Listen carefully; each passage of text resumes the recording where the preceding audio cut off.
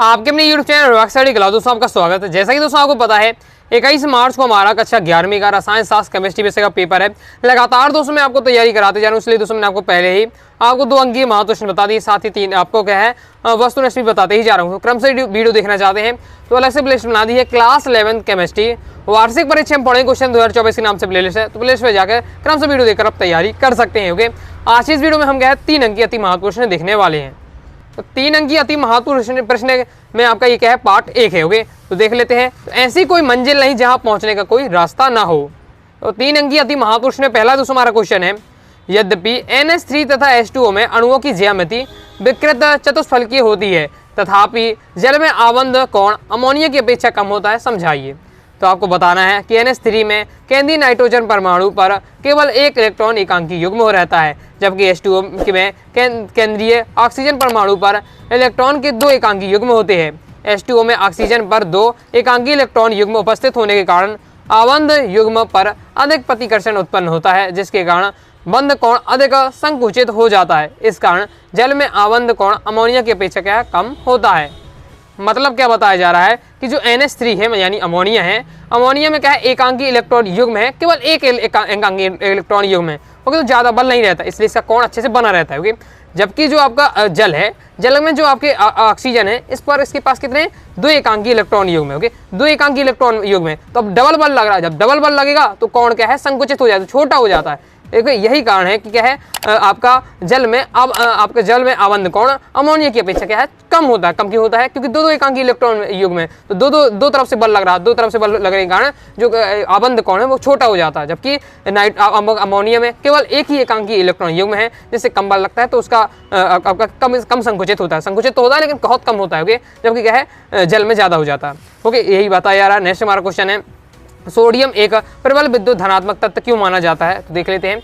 Sodium का परमाणु क्रमांक 11 है, इलेक्ट्रॉनिक विन्यास 281 है के आधार पर यह सरलता से एक इलेक्ट्रॉन त्याग कर Na पॉजिटिव बनाता है। सोडियम Na पॉजिटिव आयन में नाभिकीय आवेश अधिक होता है। ओके, तो ये आपका बताया जा रहा है। ओके, सोडियम की विद्युत ऋणात्मकता का मान कम होने के कारण सोडियम को प्रबल विद्युत धनात्मक तत्व माना जाता है। इसमें क्या है इसका विद्युत ऋणात्मकता का मान कितना है? कम है, बहुत कम है, इसलिए इसे क्या है प्रबल विद्युत धनात्मक तत्व माना जाता है। नेक्स्ट हमारा क्वेश्चन है, एरोमेटिकता को रासायनिक समीकरण सहित लिखिए। तो एरोमेटिकता को आपको बताना है, मतलब उसको परिभाषा और उसको उदाहरण आपको सही समझाना है।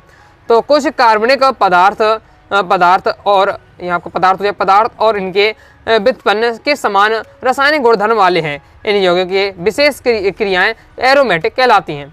एरोमेटिक के संबंध में केल के एक नियम प्रस्तुत किया, जिसे केल का नियम कहते हैं। इसके अनुसार वे सभी समतलीय चक्रीय यौगिक एरोमेटिक गुण प्रदर्शित करते हैं, जिनके चक्र 4n+2 आपका पाई इलेक्ट्रॉन होते हैं, जहां एक पूर्णांक संख्या जिसका ये आपका 0 1 2 रहेगी पूर्णांक संख्या। होगी इस बार से आपका क्या है जिन समतलीय चक्रीय यौगिकों में आपके ये दिए हुए हैं पाई इलेक्ट्रॉन होते हैं, उनके एरोमेटिक गुण पाए जाते हैं, जैसे बेंजीन है, नेफ्थलीन है, एंथ्रासीन आदि। हुए ये आपका दिया हुआ है। तो इस बार से आपको एरोमेटिक को क्या रासायनिक समीकरण द्वारा समझाया गया। होगा नेक्स्ट हमारा क्वेश्चन है, बहुलीकरण से क्या समझते हैं?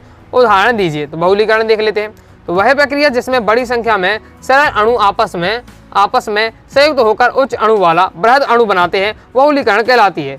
ओके, बहुलीकरण की ये बस आपकी 2 ही लाइन की परिभाषा है कि वह प्रक्रिया जिसमें सरल अणु आपस में संयुक्त होकर उच्च अणु वाला एक बृहद अणु बनाते हैं, मतलब 2 या 2 से अधिक अणु जब मिल जाए तो एक बृहद अणु बन जाएगा। एक ओके, तो बृहद अणु बनेगा, यही आपका बहुलीकरण है। ओके, सरल अणुओं को एकल और नए बने उच्च अणुभार वाले बने पदार्थों को क्या बहुलक कहते हैं। उदाहरण के लिए एथिलीन में पॉलीएथिलीन, विनाइलिल क्लोराइड में पॉलीविनाइलिल क्लोराइड का निर्माण होता है। ओके, रासायनिक समीकरण आपको ये बताया गया। ओके, नेक्स्ट हमारा क्वेश्चन है, ऑक्सीकरण संख्या और संयोजकता में अंतर इंपॉर्टेंट है, तैयार कर लीजिएगा।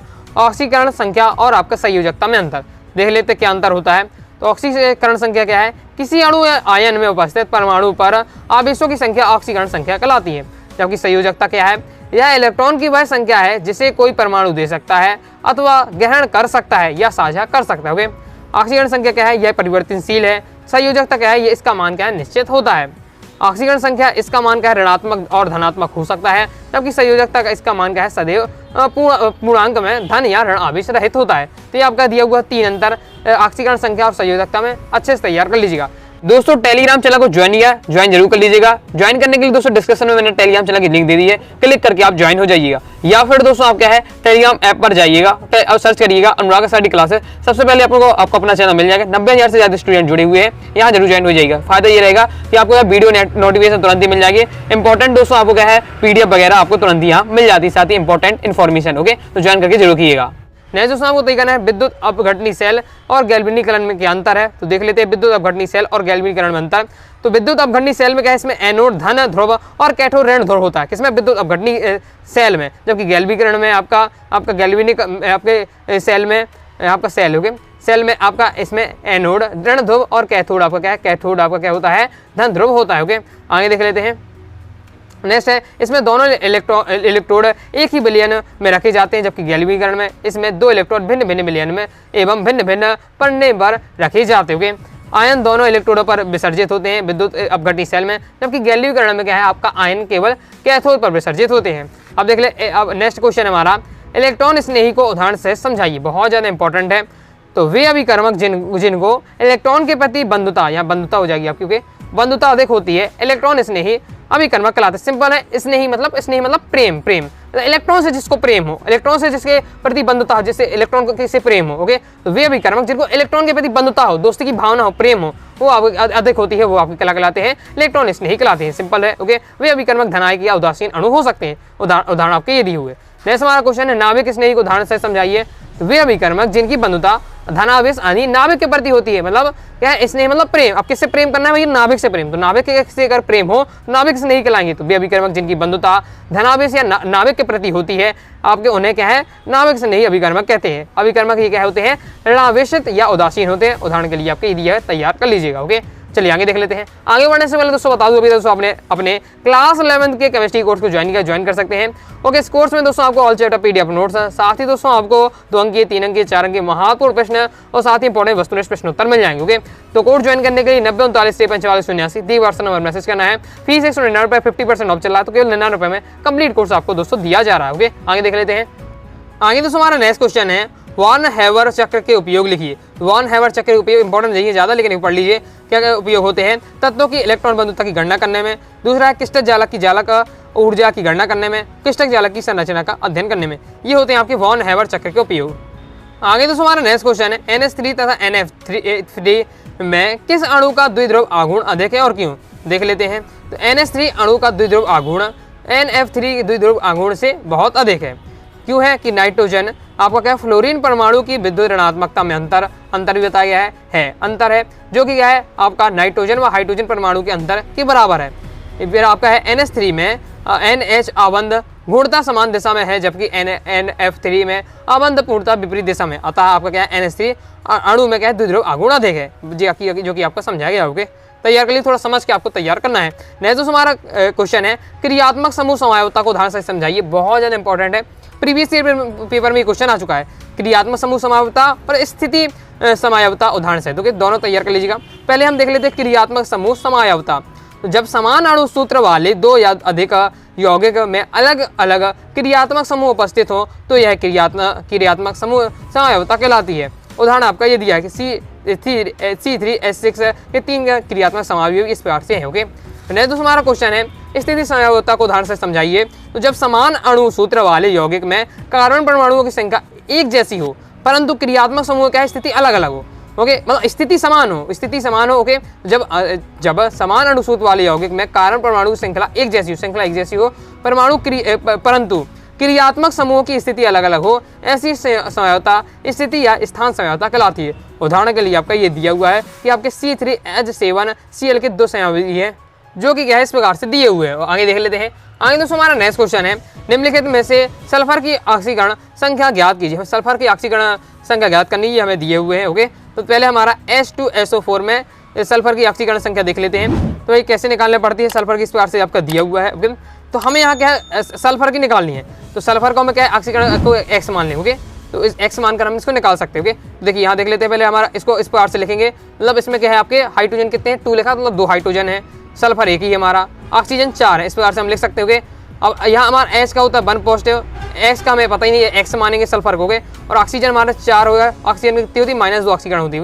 सॉल्व करेंगे इसको तो आपको क्या है एक्स बराबर आ जाएगा +6, मतलब आपकी सल्फर की ऑक्सीकरण अवस्था इसमें +6 है। ओके, इस प्रकार से आपका निकाला गया। ओके, तो देख लीजिए पूरा सॉल्व करके, जिस प्रकार सॉल्व करना बेहतरीन तरीके से मैंने आपको सॉल्व करके इसमें दिखाया। ओके, तो अच्छे से प्रैक्टिस कर लीजिएगा। अब हमें सल्फर की निकालना, उसको x मान लेना है, बाकी की हमें पता ही है, उसके मान रखे हम निकाल सकते हो। तो अच्छे से प्रैक्टिस कर लीजिएगा।